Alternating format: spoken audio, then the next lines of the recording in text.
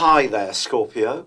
Thank you for joining me for your monthly forecast for April. Relationships are very often an important area for us all. Whether it's getting on with the folks, our siblings, or our neighbours, or the people we're involved with more closely, it's an area that is going to be a big theme for you in April. The month begins with your traditional ruler of Mars in the most competitive part of your scope. But this can be very good for your relationships because if you're single, it can give you the spark to get out and about and interact. But if you're someone who's in a relationship, it can help you to be a bit firmer about your boundaries. It also can help you, Mars's transit through this area, to engage in sportier activities. And if you do work in a fast-moving environment as far as your work is concerned, it can help you to compete with the other people that you need to be challenged by. Now, Mercury, the planet of communication, is also in this sector as this month begins. And the first 8 days can be a great time for you to try to find ways to improve the lines of communication with the people that are key. However, the Sun begins this month in a more practical part of your situation, the 6th house. And this can see you thinking about work, especially if you're in a job which is not particularly fulfilling. It can also see you considering ways in which you can improve your life organisation. But it is Venus which is really going to come to the fore as this month begins in the most prominent of ways. Venus, of course, is the planet of love, and on the 3rd, she reverses into the most romantic and glamorous part of your scope, where she's going to be through to the 28th, but she is in retrograde still. If there has been a relationship in your professional situation which has caused a few strains, this reversal back into Venus gives you an opportunity to turn on the charm and try to find better ways to unpick the tension.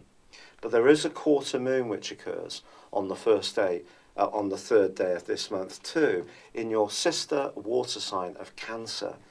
This suggests that in the following week, there could be part of you that is very conscientious, almost to the point where you could try too hard to cram too much into your agenda, when it's better to actually slow things down, think about your priorities, and go about those one at a time.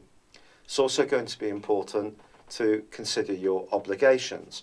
As much as you may want to break out from some of these, this quarter moon is a reminder that some will still need fulfilling. Now, the interesting thing about Venus, and this is going to affect all zodiac signs, is that she then goes into a square with stern Saturn right through to the end of the month. When Venus and Saturn go into a right angle, they can reveal between them any relationship which has a chink in its armour. It doesn't therefore have to be your personal relationship. It could be with a friend, or someone else that you have a familiar kind of interaction with. Essentially, Saturn's in the part of your scope to do with your values, but it's also influencing money. So if you are someone who's quite creative, if you're working in a job where you don't feel very appreciated, I think this quarter moon can see you yearning for a situation where you can be that much more gratified by seeing an obvious return on your output. But in a more romantic dimension, this suggests that the more intimate side of the tie, the strains can just creep in a little bit. Things can't or won't flow quite as well as they ordinarily do. But this will happen much more if there is a potential for this anyway.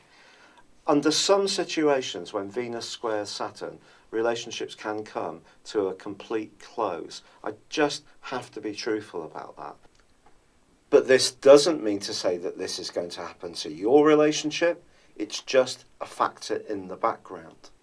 However, there is, on the 9th, another big development this month. Because Mercury, the planet of communication, itself slams on the brakes, and through to the 20th is going to be rewinding in your sector of relating. So choosing your words carefully, measuring what you say, ensuring that you're listening attentively to what others are saying to you is going to be very important, particularly around the time of the full moon, which occurs on the 11th. This could bring into the open some issues which have been bubbling in the background.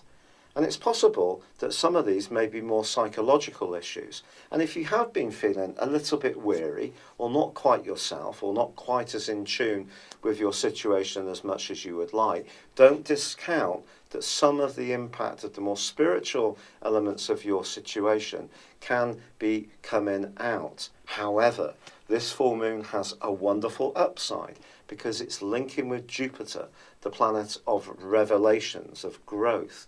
And even though Jupiter is itself tracking backwards, this is a chance for you to come up with some imaginative solutions if something is out of kilter in terms of your daily structure, the demands upon you, your energy, and your general sense of well-being.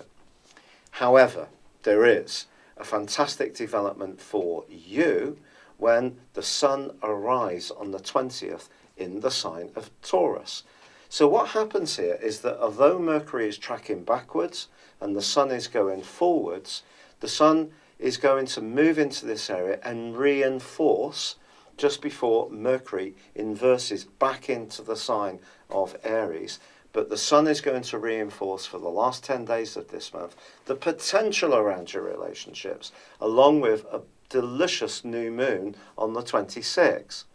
All this gives you a platform to reach out, to interact with people, but care does need to be taken because Mercury is rewinding back into an area where little niggly issues can actually come up and be a problem. So attention to detail is just going to continue to be important, but in a different part of your situation. However, Venus is going forwards from the 15th, which is broadly helpful, but it does continue that right angle with Saturn, but by the 29th re-emerges back into the more practical vibes of Aries. What all of this means for you, especially as Mercury re-engages with Uranus, is that you can find yourself quite restless. Restless for some change. Change for itself is not necessarily going to be a good thing. And with your modern ruler of Pluto also reversing from the 19th, just talking things through with people in a more profound way can actually be very helpful to unlock your pathway forwards. But I think overwhelmingly there is an opportunity to improve your relationships this month, but it just is going to require a degree of patience and maybe also hearing how other people feel, even if it's not how you see things. Because if you allow them to do this, it can help to clear the air, even if you agree to differ. So as the month comes to a close, yes, there can still be plenty of action and energy going on in the most practical part of your situation, but relationships still are at the heart of things for you, Scorpio. And perhaps it's time for you to really reach into your true potential in this most incredibly important part of life. And this month, and especially the new moon from the 26th, provides a wonderful platform for that. It's been a real pleasure being with you. Thank you for joining me. Good luck and goodbye for now.